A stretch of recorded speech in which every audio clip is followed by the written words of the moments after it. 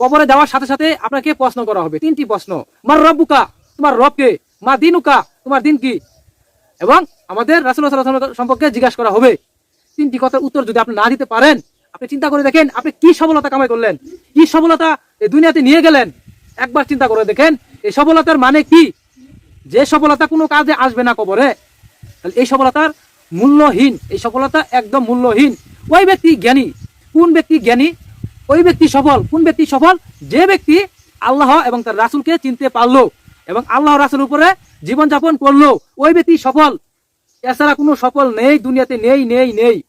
আল্লাহ রাব্বুল আলামিন প্রতিদিন আপনাকে 550 লিটার অক্সিজেন দিয়ে বাঁচিয়ে রাখছেন। 550 লিটার অক্সিজেনের দাম কত? আমাদের মাওলা 1 টাকাও নেয় না এই অক্সিজেনের জন্য। তো আপনি একবার কি বালিশে মাথাটা লাগিয়ে চিন্তা করছেন যে এত এত নিয়ামত দেওয়ার পরে, এত নিয়ামত পাওয়ার পরেও আমি কি একবার মালিককে সন্তুষ্ট করতে পারছি? একবার মালিককে মন ভরে ডাকতে পারছি? কেন পারলাম না? কি পাইলাম, কি পেলাম এই দুনিয়ায়, কি হলো? অবশ্যই আমাদের আল্লাহ এবং রাসূলের উপর আমাদের জীবনযাপন করতে হবে। এছাড়া আপনি যদি যেতই সুখে শান্তিতে টাকা পয়সার উপরে আপনি থাকেন না কেন, এগুলা কোনো কাজে আসবে না। দুনিয়াতে শুধু 2টি কাজ আপনার কাজে আসবে। মৃত্যুর পর দুনিয়াতে 2টি কাজের উপর আমল করলে এটি আপনি সফলতা পেবেন, দিতে পারবে না। সফলতা শুধু তখনই আসবে যখন আপনি আপনার রাসূলকে মানবেন, রাসূলের সুন্নতের উপর আমল করবেন, রাসূলের জীবনযাপন যেভাবে করছেন এভাবে যদি জীবনযাপন করেন, তাহলে তখনই আপনি পৃথিবীকে সফলতা হিসাবে পেতে পারেন।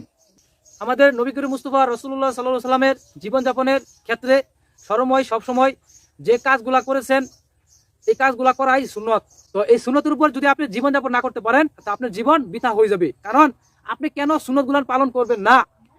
মৃত্যুর পর যে নবীর শাফায়াত ছাড়া আমরা জান্নাতে যেতে পারবো না, যে নবীর সুপারিশ ছাড়া আমাদের মুক্তি মিলবে না। তাহলে আপনি এই সুন্নতগুলা থেকে কেন বিরত থাকেন?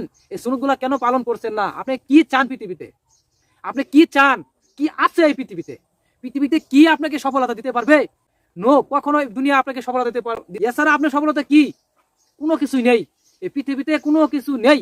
আপনি যত টাকা পয়সা কামাই ইনকাম করেন না কেন, সঙ্গে কিছুই যাবে না। শুধু আপনি কি যাবে? শুধু আমল যাবে, আর আপনার সুন্নতগুলোর সাথে যাবে। তো আপনি এই কাজগুলা না করে আপনি কি করছেন এই পৃথিবীতে? আপনি কি করছেন, কি পাইছেন, এখানে কি আছে? আমি তো আমার এইটুকু বয়সে আমি কখনো চিন্তা করে পাইলাম না এই দুনিয়াতে সফলতা কি। সফলতা শুধু একটাই খুঁজে পেলাম, লা ইলাহা ইল্লাল্লাহ মুহাম্মাদুর রাসূলুল্লাহ। এই 2টা নামেরই সফলতা দুনিয়াতে আর পরকালে শুধু থাকবে। এই সফলতাগুলো কি? আল্লাহর হুকুমের বিধানের ভিতরে যদি আপনি জীবনযাপন করেন, তা আপনি সফল হয়ে যাবেন। রাসূলুল্লাহ সাল্লাল্লাহু আলাইহি ওয়াসাল্লামের সুন্নতের উপর যদি জীবনযাপন করেন, তরিকা অনুযায়ী যদি চলেন, তাহলে আপনি দুনিয়াতে সফলতা পেয়ে যাবেন। তো পৃথিবীতে মানুষ সফলতার জন্য কত পরিশ্রম করে, কত টাকা ইনকাম করার জন্য কত পরিশ্রম করে, কত প্রসেস পদ্ধতি অবলম্বন করে। কেন করে? তিনি দুনিয়াতে সফলতা হওয়ার জন্য এই কাজগুলো করে থাকেন। এই কাজগুলোর মাধ্যমে প্রকাশ হয় কি? এই দুনিয়াতে বাড়ি গাড়ি, টাকা পয়সা, নারী, এগুলা আমরা শুধু অর্জন করার জন্য এই কাজগুলা করে থাকি। কিন্তু আমরা এইটা চিন্তা করলাম না একবারও যে পরকালের সফলতা আমি কি অর্জন করলাম, পরকালের জন্য আমি কি সঞ্চয় করলাম। কবরে যাওয়ার সাথে সাথে আপনার